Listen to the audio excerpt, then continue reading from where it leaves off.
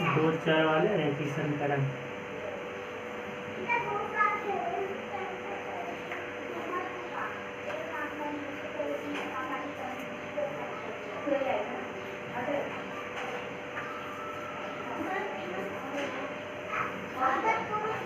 दो चर वाले रैखिक समीकरण को सॉल्व करने के लिए दो इक्वेशन की आवश्यकता होती है। एक चर वाले रैखिक समीकरण को सॉल्व करने के लिए सिर्फ एक इक्वेशन की आवश्यकता होती है, लेकिन इसमें दो इक्वेशन की आवश्यकता होती है।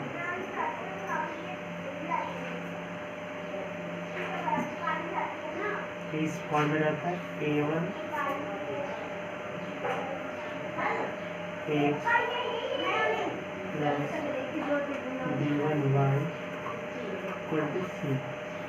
पहला इक्वेशन है जिसमें a1 b1 और c1 तीनों अचर है, मतलब किसी नंबर के रूप में दिया रहेगा, बाकी xy ही रहेगा। ये चर है, वेरिएबल है, x और y वेरिएबल है, और a1 b1 और c1 ये कांस्टेंट है। ये वैल्यू, इसका कुछ वैल्यू दिया रहेगा क्वेश्चन में। और ये पहला इक्वेशन हो गया। दूसरा equation a2x plus b2y equal to c2। दूसरा इक्वेशन है, मतलब कोई भी क्वेश्चन दिया रहेगा इसमें ये दो इक्वेशन रहेंगे। पहला इक्वेशन a1 b1 c1 और दूसरा इक्वेशन इस फॉर्म में रहेगा, दोनों में xy लगा रहेगा। अब देखते हैं इसे सॉल्व करना है। सॉल्व करने का मतलब है x और y का वैल्यू फाइंड आउट करना है। x और y जो है वो वेरिएबल है, और a1 b1 c1 a2 b2 c2 ये है कांस्टेंट है। तो इसमें कुछ बातें हैं, उसको ध्यान से देखना है, समझना है। तो सॉल्व करना है। सॉल्व करने का मतलब x और y का वैल्यू फाइंड आउट करना है। अगर हम लोग a1 बटा a2 निकालते हैं, अगर ये b1 बटा b2 के बराबर और c1 बटा c2 नॉट इक्वल, c1 बटा c2 बराबर नहीं, मतलब a1 a2 के बराबर है b1 b2, लेकिन c1 c2 ये दोनों के बराबर नहीं है। इस केस में इसका कोई सॉल्यूशन ही नहीं निकलेगा, कोई हल नहीं होगा, कोई हल नहीं। मतलब अगर ऐसा कोई दो इक्वेशन दिया रहेगा तो उसमें ये कंडीशन आ जाता है a1 a2 का रेशियो b1 b2 के रेशियो बराबर है, लेकिन c1 बटा c2 का रेशियो ये दोनों को बराबर नहीं है।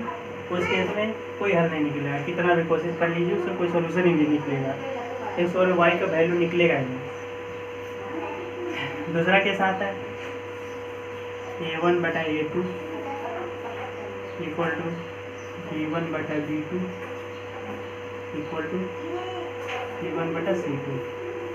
इसमें क्या है, a1 और a2 का रेशियो, b1 और b2 का रेशियो, और c1 और c2 का रेशियो, तीनों आपस में बराबर है।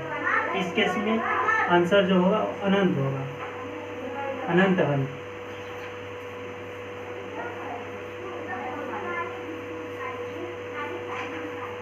ऐसा हल कुछ भी हो सकता है, अनंत है, अनंत मतलब कुछ भी। और थर्ड कंडीशन होता है, थर्ड कंडीशन जो आता है a1 बटा a2 not equal to b1 बटा b2। बाकी c1 बटा c2 से कोई मतलब नहीं है। अगर ऐसा केस आता है, मतलब a1 a2 का रेशियो और b1 और b2 का रेशियो दोनों आपस में बराबर नहीं है, उसका जो सोल्यूशन होगा वन, एक ही सोल्यूशन होगा, एक हल होगा, एक हल। अब देखेंगे जब ऐसा कंडीशन आता है तो कोई हल ही नहीं होगा, तो इसे सॉल्व करने की ज़रूरत ही नहीं है, तो सॉल्व कर ही नहीं सकते हैं, इसको छोड़ दे, ये तो पढ़ना ही नहीं है। एक कंडीशन आ जाता है तो इक्वेशन में दिमाग लगाने की कोई ज़रूरत नहीं है, सिर्फ दिमाग लगाना बेकार है, उसमें कोई हल ही नहीं आएगा।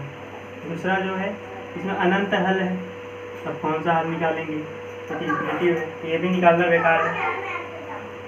एक हल इसमें है, हम लोग जो भी सोल्यूशन निकालेंगे इसका निकालेंगे, एक ही हल इसमें है, एक हम निकलेगा, मतलब a1 बटा a2 not equal to b1 बटा b2, तब सॉल्यूशन निकलेगा। उसी क्वेश्चन को हमको बनाने के लिए सीखना है।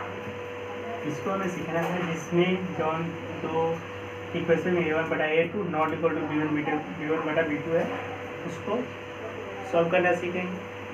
तो बने रहिए इस वीडियो में। दो चर वाले रैखिक समीकरण को सॉल्व करने के लिए हम लोग बहुत सारे मेथड का इस्तेमाल करते हैं। यहाँ पे हम लोग पढ़ेंगे 3 मेथड पढ़ेंगे। पहला मेथड होगा प्रतिस्थापन विधि।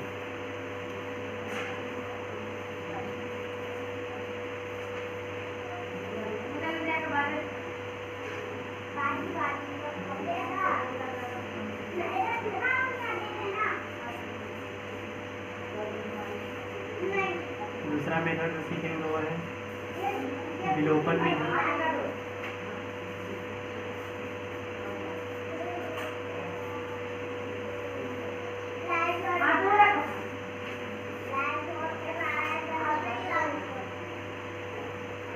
Method of elimination.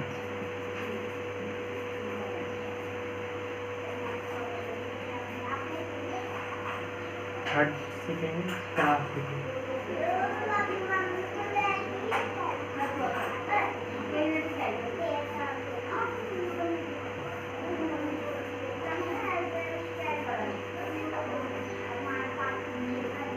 Method of graph.